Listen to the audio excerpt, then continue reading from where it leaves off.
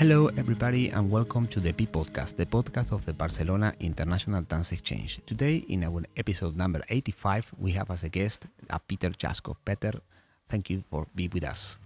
Thank you for inviting me.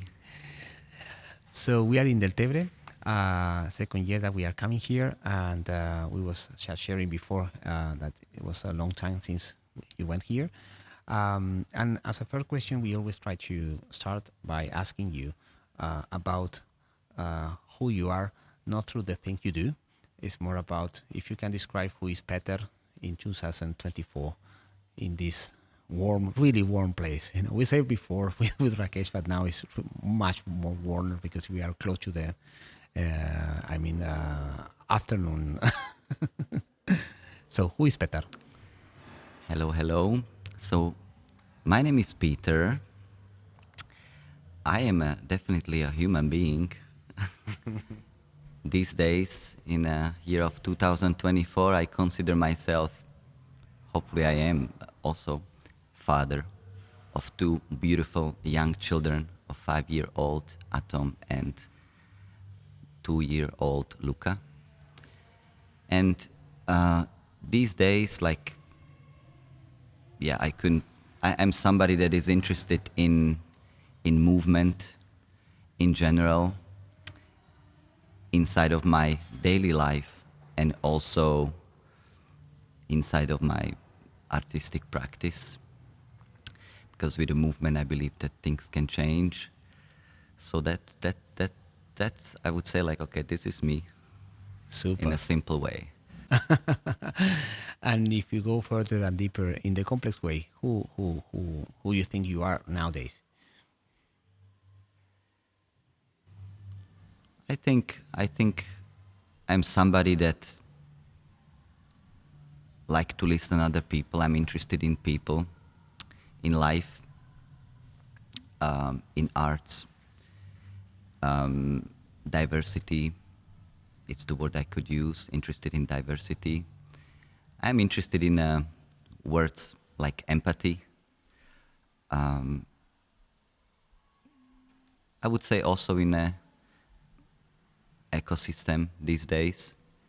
Interested in our mother's earth, you know. What else? I think that's it. Well, it's a lot. It's already a lot, yes. And we also like to ask to our guests what they feel. In this case, what do you feel that you bring to the performing arts nowadays after a long career like you have in your back? What is your offer to this marvelous and fantastic planet of performing arts? I think through my practice, I have a few words that I'm using. One thing is definitely no category or all the categories are possible, or we don't need to think of a category. So basically open up the range of the dance universe.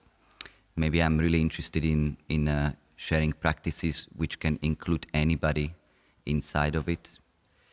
And that's also partially my research these days.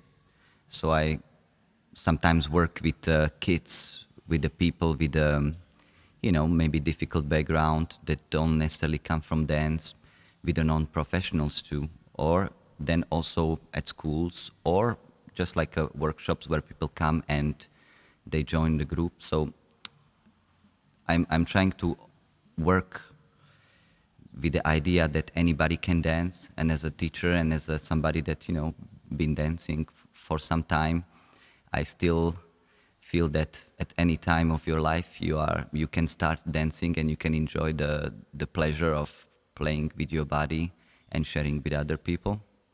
So that would be definitely something that these days, this is almost like my political vision for the performing arts, that each of us carries something special, something personal, and my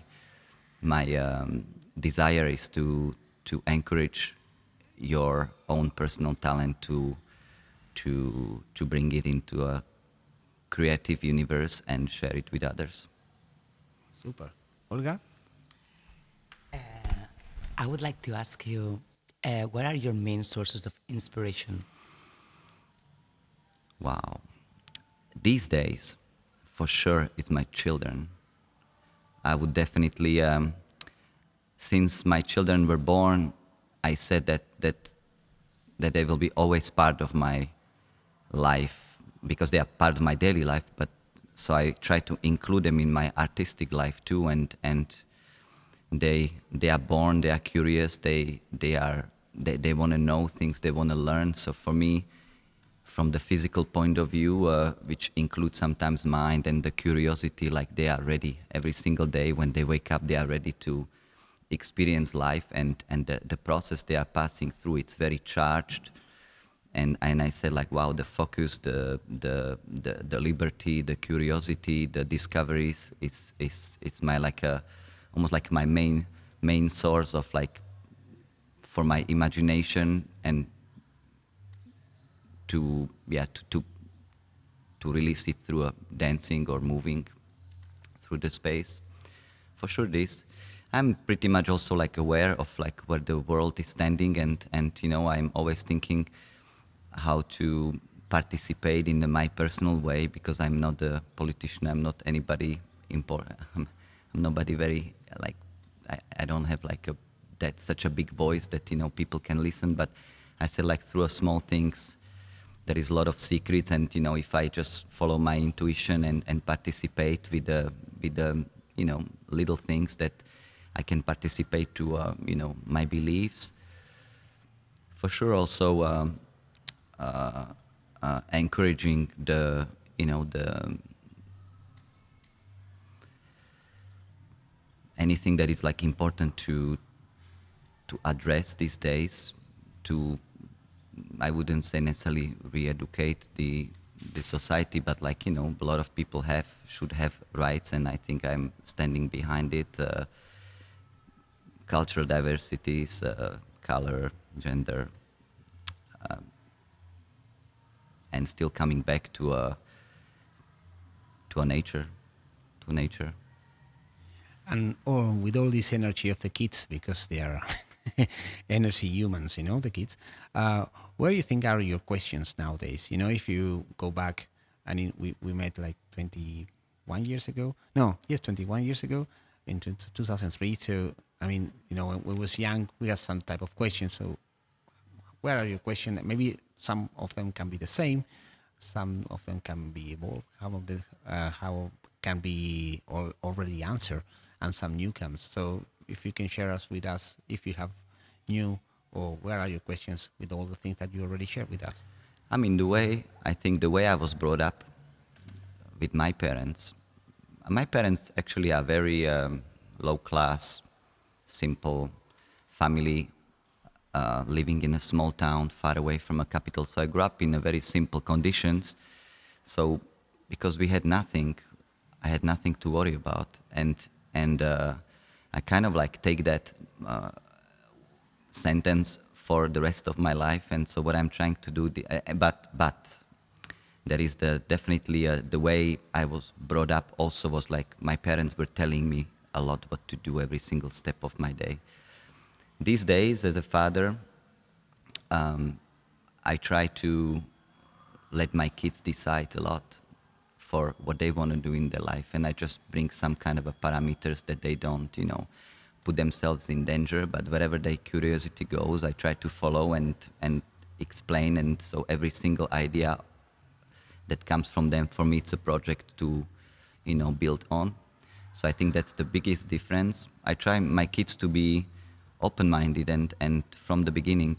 So I really go very specific for every answer that they give. And sometimes, you know, the daycare meeting, a little conflict can influence their answers. So what I try to do is to explain them that, you know, that's how the things works these days, and yeah, question them from the beginning with the way that they can understand. So I think that's a kind of a big difference these days.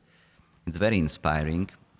I choose like very simple, or like what I took from my tradition. It's, you know, I really function on very simple, basic values. Like I would like my kids to know how to make their own food, and so when I make a food and I include them, they are busy, they are entertained.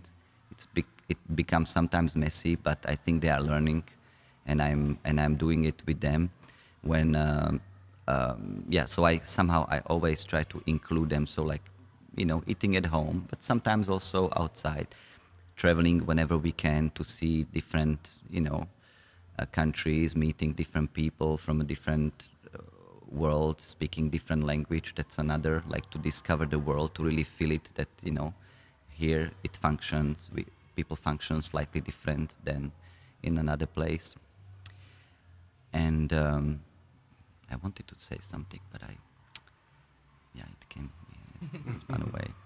So I will think about it. So, like, putting the parameters, but like letting them be as free as possible. And then let's say, that is what I wanted to say, that, for example, I try as much as possible to avoid actually videos. I don't have a TV at home, so somehow it's easy. They don't think about it, I read them a lot, because I believe that when they will fall in love into reading, they will find their answers. Trying to plan for them the school which will teach them how to like their studies, and how to build the projects around their imagination. So I do actually, and then at the end of the day, we spend a lot of time outside playing together every single day, 3 hours a day, and it takes my time, but I'm enjoying my time. So I really adapt my life, my artistic life, my daily, my work, to be as much as possible with them, and that they grow that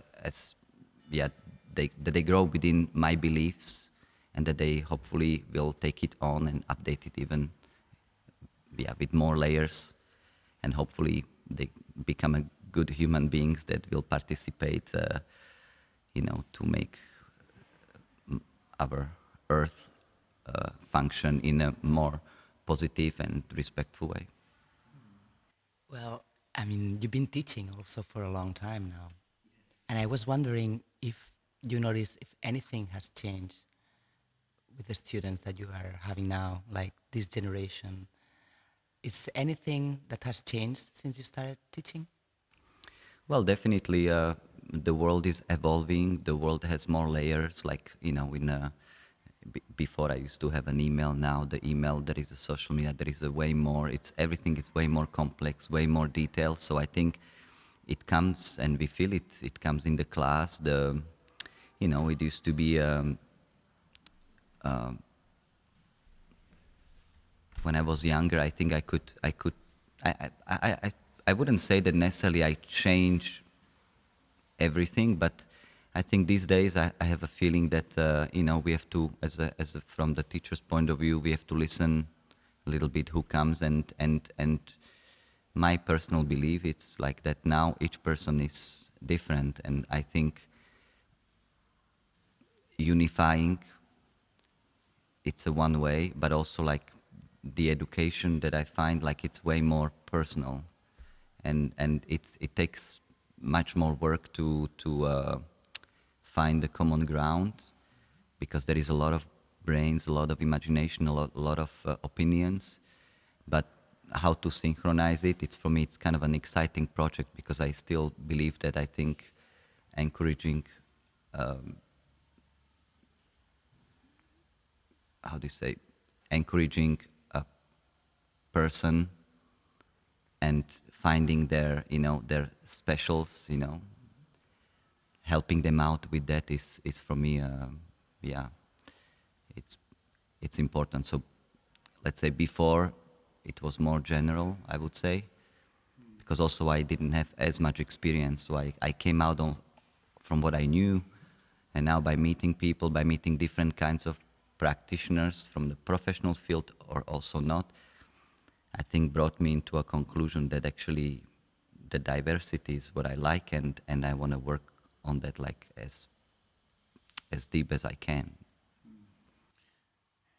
And you, you say many times about simple things, you know, and this, I don't want to say simplicity because it sounds like a bad word, you know, but for us it's all the way around. So also I wonder how this keep it simple, that is kind of your one of your main you know, simple things, simple place, uh, have this interaction with the complexity that you already just described, you know, where the relationships are super difficult.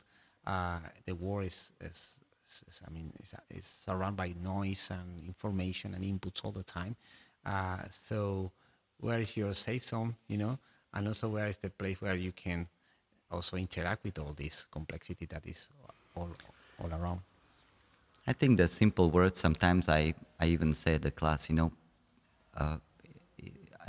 I propose like a vague proposition that it's actually quite open, but just the fact that that I propose something that I call it simple, because if it's like a, let's say a one word, like when you start to really think about it, you see how complex it is.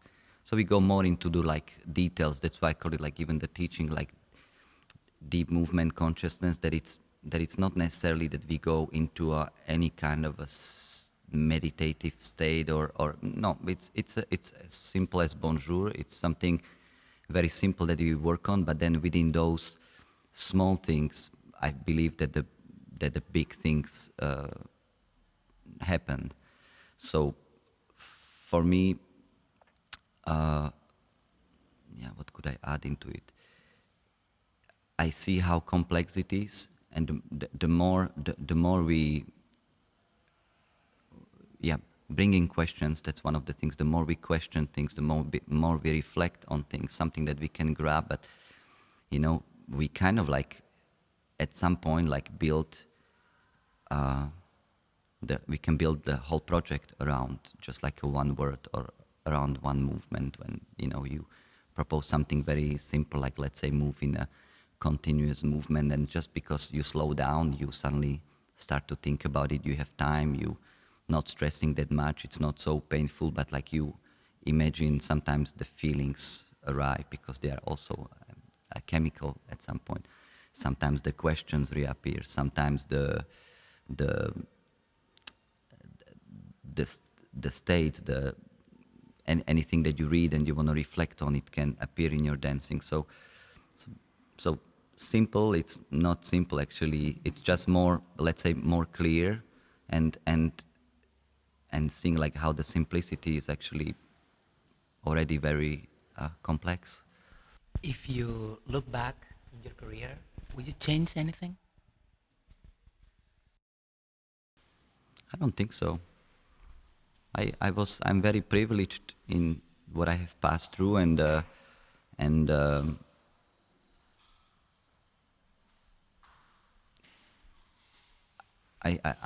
don't feel I'm like dependent of anything. I try to really stay as free as I can within the universe and accept, adapt, change. So I don't have necessarily like an attachments, and the fundamental words I would say that I'm attached to, they will never leave if I don't want to. So I embrace the fact that I'm just a little bit older, that the movement might be changing, that my interest in ideas might be not slightly updated, and you know it might change, but you know I can still move. The dance cannot take anybody from me. It is still there. It's living, and you know so I'm very lucky and very privileged. I'm very lucky in my life to travel, to, you know, share dance with the world all over the places. I'm very happy that, you know, I can still do it whenever I want. I'm happy that it pays my life also, partially. And I think I go with the flow. I don't necessarily resist anything, and the older I'm getting, I have even more pleasure to continue moving my ideas, my body, and discover deeper who am I within all of it. And off the record, we talk about that tonight you'll be performing, you know. So also I wonder what is for you now to be on stage, you know. In this case, you'll be dancing with yourself, but what is this act of dancing in this, let's say, extraordinary place that is the stage? It's not the ordinary space. So because you dance for many years or so, no, as a performer. So where is your or what type of feelings you have about it? I mean, for me, I think I really, by meeting people from a different areas, not only countries, but like different, even like professions, professional dance, non-professional dancers, children. I think something that we have in common is the movement, and we all can express it in certain way.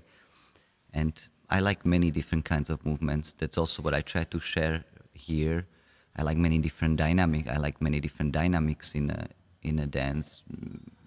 Anything that can make your mind and body, you know, question, discover. So for me, these days, for me, dancing is it's a liberation, and I always talk about like when I'm gonna have a white beard, I will be more respected in other choices that I can also take with. So for me these days, when I'm there and I listen the sound, song, people, I feel the energy exchange. The only thing I'm thinking, okay, what is my freedom today? And I go very simply from my heart, you know, without any compromise. You talk about how privileged you are and you feel even performing and teaching. I was wondering if dance was not an option, what it would be. I don't do only dancing, actually. These days and that question came to me last year. So I said, like, when my son goes to school, I won't be able to travel and as much because they have holidays and because I chose the school where I have to participate. It's a kind of a Waldorf idea. So it's not it's a public school, but it's a little bit special. So the parent is 1/4 at least, if not 1/3 of the child's development. I have to participate to his education. The good thing is that after school, they have no homeworks. They can be themselves, but I have to often be there. So I was thinking, okay, Montreal is far away. Not everything is close. Leaving jet lags, leaving from my kids, it's less and less. I feel like it's desired for myself.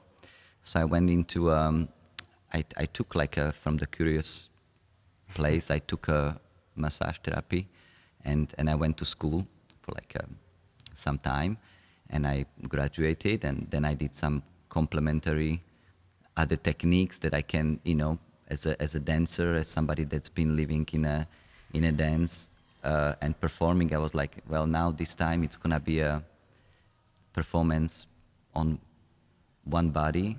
It's gonna be done with a touch for me. And I fell in love into the massage therapy practice.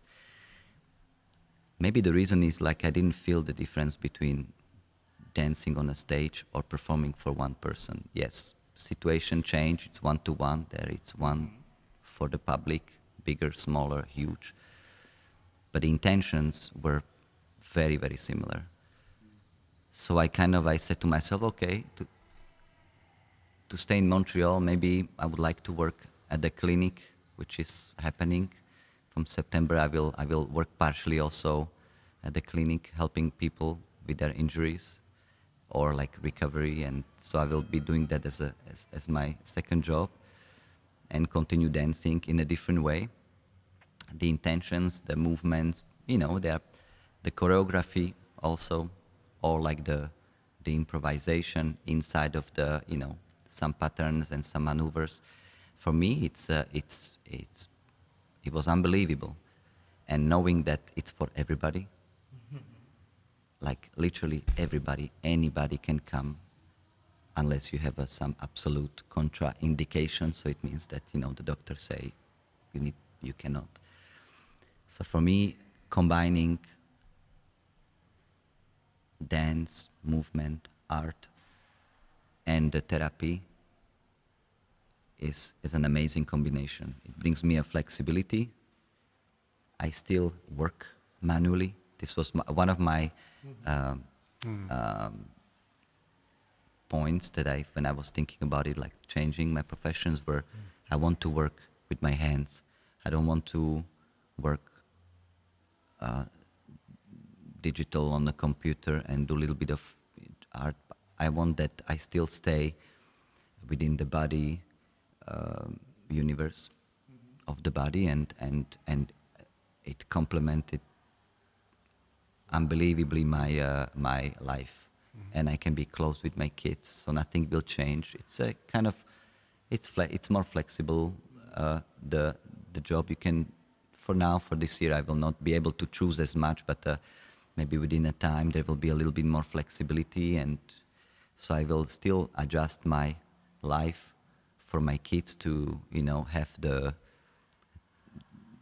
best life I can offer them from a deep point of view. Wow, sounds exciting.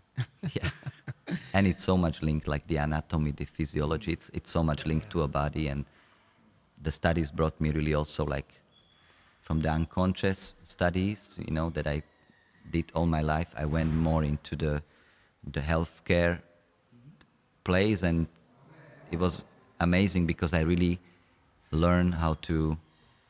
I really learned the anatomy, the physiology of the body in a deeper way. And it's such an amazing detail to now use it and share it with people, and with the more words, Great, etc., etc. great.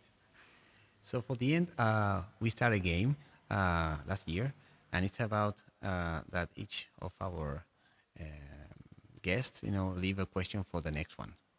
It can be one person, can be two person, can be a female, like a male or whatever, a duet.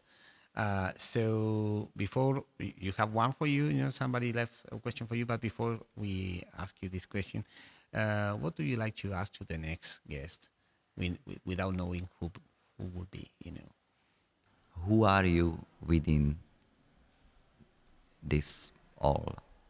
Deep question. Because it's like life, dance, art. I kind of like it's a kind of instinctive because I didn't think about it as much. But So Maria Jose Villar from Andalusia, she left you one question. I'll read first in Spanish and then, because was the original intention, and then in English. ¿Qué olor tiene que tener la escena? Means, what smell does this scene have to have? could you repeat again? What smell this scene have to have? Yes, smell. Smell in a metaphorical way, or the smell like in a... As you interpret this, totally open for you. In a metaphorical way, I would say inclusivity, and in a like physical way, like smell as a physiological openness. So air, more like air. Great. More air, clean air. Thank you so much, Peter. Pleasure. So super Yeah, nice. it was okay. Absolutely. I'm not used to talk so much You need to do into it a more. microphone, Yeah. but it's it's no problem. When I think about it, it's like these days so clear for me. I mean, it's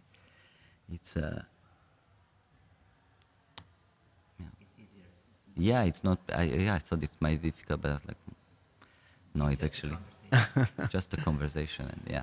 This was the episode number 86 of our B podcast, and see you in the next one. Thank you so much.